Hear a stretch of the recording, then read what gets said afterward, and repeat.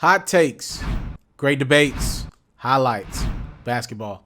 What's up, what's up, what's up? It's yours truly, Mr.Taliaferro. Let's have some fun, let's have some fun. The NBA All-Star Game starters were announced yesterday. And like I was saying in my previous video, it was pretty much cut and dry who would be the All-Star Game starters for the Western Conference. The Eastern Conference had a little bit of debate in regards to, obviously we knew Giannis would be in the game, but Pascal Siakam over Jimmy Butler was one of those. Trae Young making the game this early in his career, though his stats are phenomenal, was another one of those. Okay, I get it, but again, I get the picks. And now we move on to the reserves. I want to do my predictions for the reserves. So I said this. I was pretty much like, yeah, so it's cut and dry who's in the Western Conference All-Star Game from a starter standpoint. But the reserves is all over the place. Check out my previous video for that. But in the Eastern Conference, the reserves is a lot more cut clear, right? Like the starters was a little bit of debate, but the reserves is pretty much cut clear and dry on the Eastern Conference. So you got opposite things going on both sides. So here are my predictions for the All-Star Game reserves for the Eastern Conference. As you know, the coaches picked the reserves. I think that's going to come out in a week's time, if I'm not mistaken. Congratulations again to all the starters. Giannis, Embiid, Siakam, and in the backcourt we got Trae Young and Kemba Walker of the Boston Celtics. So here are my picks for the Eastern Conference reserves. First off, I think Chris Middleton's going to make it. I don't think there's going to be any debate about that, right? Like, Chris Middleton, clear cut dry. The Milwaukee Bucks have the best record in the NBA. They lost, 6 games? Here's the reality of the situation. Chris Middleton is probably not an all-star from the standpoint of if you put him on a team by itself, he probably can't get you to the playoffs. But let's call a spade a spade. This is the same reason how Mo Williams almost made it to the All-Star game. Delonte West, Zydrunas Ilgauskas with those old Cleveland Cavalier teams. When you play with a guy as great as LeBron in his prime or a guy as great as Giannis right now averaging 30 points a game, it's simple as day. Guys are going to eat.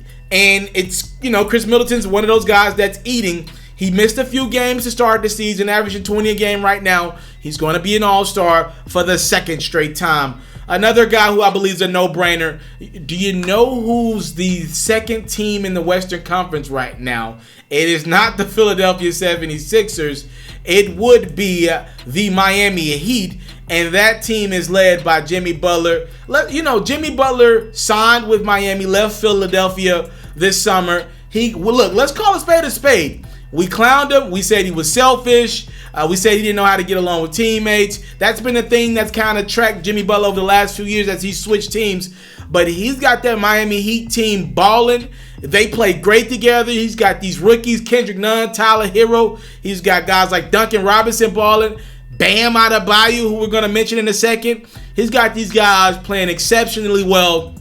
And he's averaging 20 a game. I think Jimmy Butler's another no-brainer. Let's stick with that Miami Heat team. I'm going to give Bam Adebayo into the All-Star game for the first time in his career out of Kentucky. I've always been a big Bam fan. If you've been following my platform for a minute now, you know I had Bam in the All-Star game. Or I predicted his numbers would go up this year. I'll say that. I'm not going to say I predicted him to make the All-Star game, but I knew this would be a breakout season for Bam. I just did not expect the Heat to be that great of a team. Again, right now with them second in the Eastern Conference, they deserve a guy or two. I'll give them 2 guys. Another no-brainer for me. The third team in the Eastern Conference as of right now, a half game back behind Miami's Toronto Raptors. They deserve 2 guys. When Pascal Siakam went down with injury, guess who was there to pick up the slack?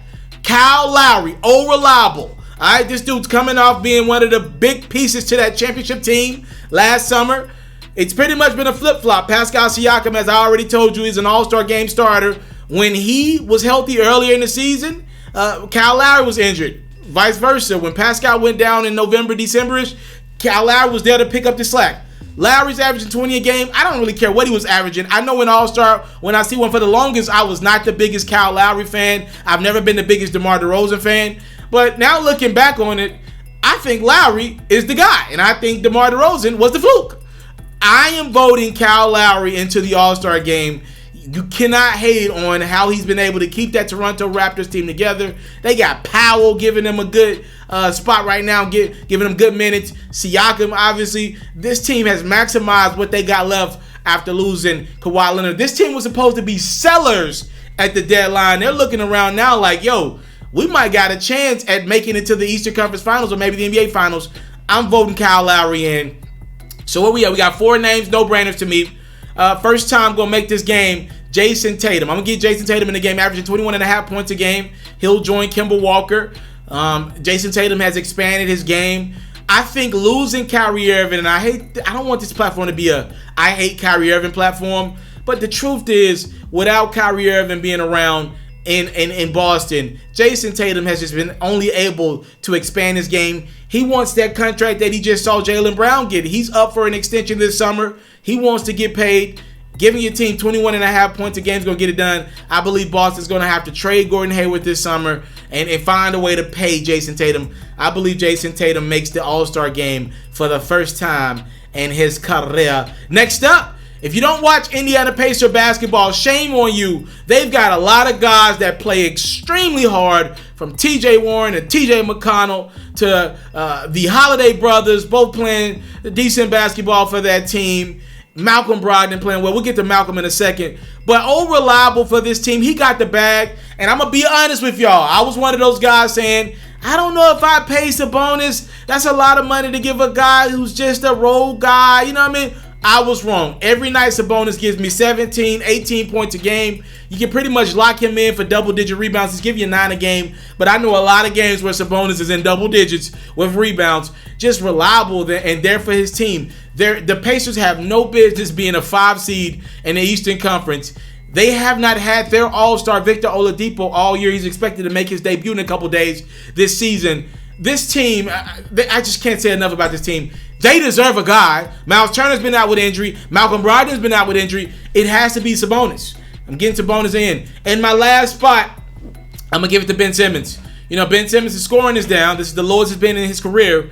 But he's giving me 16 a night. He's giving me 8 rebounds, 8.5 assists. And he's one of the leaders in the league in steals a game at 2.2 a game. He plays the passing lanes well.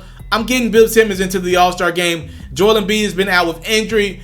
I'm going to be honest with you. If you're looking for a guy that's going to knock down clutch baskets at the end of the game for Philly, it's more likely going to be Tobias Harris or Josh Richardson or even Korkmaz knocking down some of those late clutch shots. It's not going to be Ben Simmons.